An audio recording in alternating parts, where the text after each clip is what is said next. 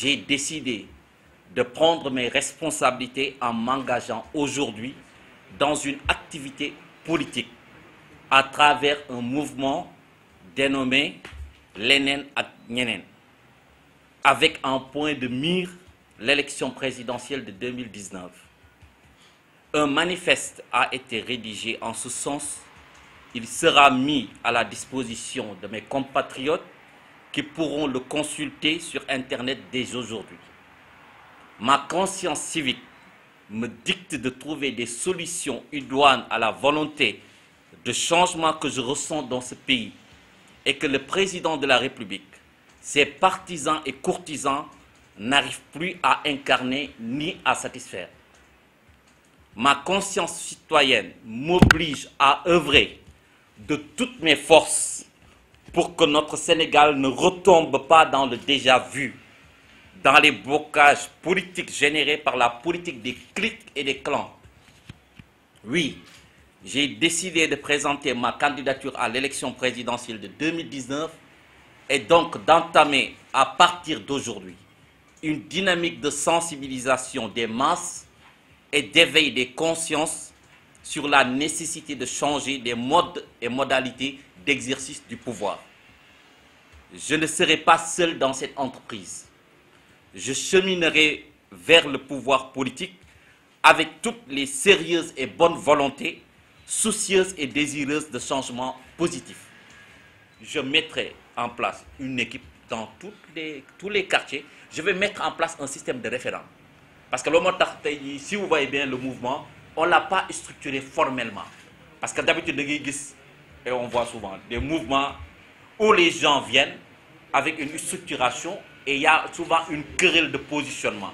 C'est pour éviter les querelles de positionnement que j'ai mis en place un système de référents. Je veux avoir des référents partout au Sénégal. Ku nekk fi nga taxaw gëm ne war naa mën a incarner lu soxla ci réew mi liggéeyal fa ci bureau yi salon de coiffure école yi ku nekk fi nga taxaw sa quartier liggéeyal dis-toi que sama référent nga défendre les idéologies remonter les informations et à partir de là on va confectionner, comme je vous ai dit, notre programme en 3 étapes. Su ma dégloo population yi, quand je vais écouter les populations profondément, sereinement, à partir de juin, comme je vous l'ai dit, ça va me permettre de proposer une offre politique. Mais comme vous l'avez dit, effectivement, il faut des signatures, il faut une caution. J'y pense, le moment viendra.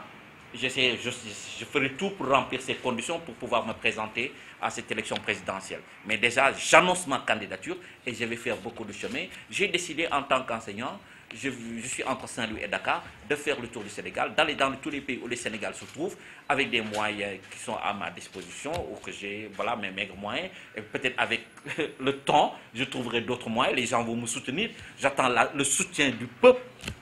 Je ne vais pas faire comme les politiciens qu'on a dans ce pays, qui circulent avec des valises d'argent, qui organisent des meetings, qui cherchent à acheter la conscience des peuples. Moi, je ne suis pas dans la prostitution des esprits. Je respecte les Sénégalais. Je ne vais pas leur donner de l'argent à gauche, à droite. Certains m'ont dit, il ne faut pas le dire. Non, quand on respecte les gens, on n'achète pas leur conscience. C'est les inciter à la prostitution des esprits, à la prostitution électorale. Et donc, je ne suis pas éduqué. Je n'ai pas une éthique qui correspond à cette manière de faire de la politique. Je vais essayer de convaincre par les idées. Je vais essayer de convaincre à travers une offre politique. Pour moi, il suffit de voir ce qui se passe dans ce pays. Je pense que tous, on a une lecture assez claire des problèmes qui se posent à notre pays. Il faut remplacer cette classe politique qui appartient au passé, mais qui incarne tout. La Constitution, on a cité le président de la République, il, lui, a 84 reprises sur 24 pages. C'est lui qui décide de tout, avec son pouvoir discrétionnaire, qui nomme à des postes, qui reste, et puis, qui ne respecte même pas, qui ne remplit même pas, qui ne satisfait même pas aux critères qui nous permettent de définir un État. Un État, c'est l'institutionnalisation du pouvoir. Le pouvoir n'est pas exercé à titre de prérogative personnelle. Ce qui n'est pas le cas. Ici, dans nos républiques, tout tourne autour des chefs de l'État. C'est une anomalie démocratique, une anomalie républicaine. Il faut remédier à ça. Les assises nationales l'ont dit. Tous les observateurs, les analystes sérieux savent qu'on a un problème avec ce régime et avec la posture, avec ce monarque républicain qui dirige nos sociétés. Qui a écrit la Constitution du Sénégal pratiquement? On peut dire que c'est Charles de Gaulle, le général de Gaulle. Parce que nous héritons une constitution de la France. Notre constitution, c'est le général de Gaulle qui l'avait écrit, que Mitterrand avait dénoncé à travers son ouvrage de coup d'État permanent, que tout le monde a dénoncé, mais que les hommes politiques, on trouve que les hommes politiques se complaisent par rapport à cette hyper-présidentialisation. Le moment est venu de revoir la constitution du Sénégal, qui ne correspond ni à nos valeurs, ni à nos croyances, ni à nos morales. Le moment est venu. Et donc, je pense que tant qu'on ne fera pas cette révision de la Constitution, ce changement, je vais même aller plus loin, il faut changer de Constitution. Il faut changer radicalement de Constitution, repenser notre République. Parce que notre Constitution, c'est une Constitution qui est le fruit, le résultat d'un héritage nous venant de la colonie. Et il y a beaucoup d'autres questions, j'y reviendrai, sur le CFA, sur beaucoup de questions. Mais juste sur le CFA c'est la seule monnaie qu'on peut changer nulle part dans le monde. Descendez à Paris, à New York, à Washington, et descendez avec votre CFA, on va vous dire c'est quoi cette monnaie de change.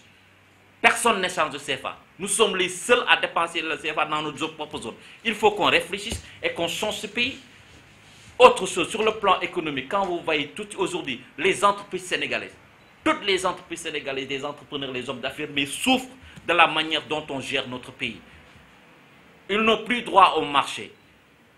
Ils n'ont plus droit à cette opportunité qui aurait pu leur être offerte de changer, de transformer ce pays. Qui gagne les marchés dans ce pays?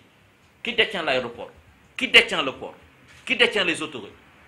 Qui détient la zone de Diamniadio? Est-ce qu'on n'est pas retourné à la colonisation? Tout ce que nos grands hommes, les Serigne Touba et autres, ont combattu dans ce temps, on est retourné. On vient de faire un grand saut en arrière de presque dizaines d'années.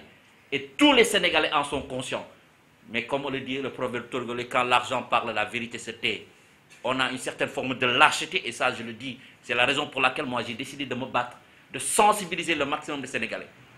Si les gens sont convaincus qu'ils peuvent élire de bonnes personnes, des gens dignes de ce nom, qui ne sombrent pas dans la malprésidence, mais qui vont être dans le bon, dans la dynamique d'une présidence de qualité, d'honnêteté, de sincérité, de solidarité. Et pour parler de solidarité, on voit bien, la solidarité n'est pas institutionnalisée au Sénégal. Dans tous les autres pays, la solidarité est institutionnalisée. Ici, qu'est-ce qu'on voit? Le président de la République a offert tant de millions. Sa femme a offert tant de millions à telle personne. C'est ça la solidarité. Personnalisée, incarnée par une première dame qui distribue de l'argent à gauche, à droite. Et ça ne vous choque pas. Ça ne choque pas le peuple. Les étudiants pratiquement abandonnés. Les enseignants sont aujourd'hui dans la rue. Les médecins n'en parlons pas. Les policiers fatigués. Les chômeurs, ouvriers, artisans. On vous coupe l'eau, on vous coupe l'électricité. On ne vous donne pas du travail et les gens ne s'indignent pas. Courbent les chines.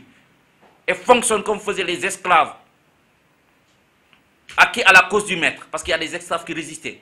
Moi, je m'inscris dans la tradition des Lat Dior, des Serigne Touba et autres. Des hommes qui ont été dans la résistance. Qui n'ont pas accepté l'autorité de la domination et de la servitude involontaire. Je ne veux pas être un sujet. Et on a le sentiment aujourd'hui au Sénégal qu'on est retourné à la culture politique de suggestion. Il faut qu'on se batte. C'est ça la réalité. Arrêtons d'être lâches. Arrêtons d'être ingrats. Arrêtons d'être peureux. Engageons-nous à batailler. J'aurais pu rester dans mon coin, voyager, passer des vacances à l'étranger. Je fais partie des fonctionnaires les mieux payés au Sénégal. J'aurais pu rester dans cette dynamique. Mais j'ai décidé de me battre. Et quitte à perdre tout, au moment où l'histoire retiendra qu'en 2018-2019, un certain nombre de Sénégalais se sont levés pour se battre, pour que le Sénégal retrouve sa dignité, pour que le Sénégal retrouve sa place, pour que le Sénégal rayonne. Au moment où on trouve le pétrole, on a toutes les ressources. Le pays regorge d'atouts, mais extraordinaires. Sur le plan intellectuel, n'en parlons même pas. Ici, à l'université, à Saint-Louis, partout dans les grandes organisations internationales, vous avez des Sénégalais extrêmement brillants. 10 000 fois plus brillants que moi. Vous n'avez même pas besoin de faire 3 km pour voir au moins 50 Sénégalais beaucoup plus brillants que moi. Mais chaque fois qu'on parle, oui, qui va changer, qui va remplacer le président de la République. Mais il y a énormément de Sénégalais de qualité, qui ont toutes les valeurs, le sérieux nécessaire, la dignité, la dimension, l'honnêteté, la sincérité. Qu'est-ce qu'on attend? Que tout le monde s'engage à l'université, à Saint-Louis, partout dans les grandes organisations internationales. Vous avez des Sénégalais extrêmement brillants, 10 000 fois plus brillants que moi. Vous n'avez même pas besoin de faire 3 km pour voir au moins 50 Sénégalais beaucoup plus brillants que moi. Mais chaque fois qu'on parle, oui, qui va changer, qui va remplacer le président de la République. Mais il y a énormément de Sénégalais de qualité qui ont toutes les valeurs, le sérieux nécessaire, la dignité, la dimension, l'honnêteté, la sincérité. Qu'est-ce qu'on attend? Que tout le monde s'engage résolument. Donc moi, j'ai décidé personnellement, avec des amis qui m'entourent, avec des gens qui croient à mes idées, on va faire le chemin ensemble. Je ne suis pas seul. Et si demain, on peut changer le Sénégal, on fera tout pour que ce pays puisse aller de l'avant. J'ai une question.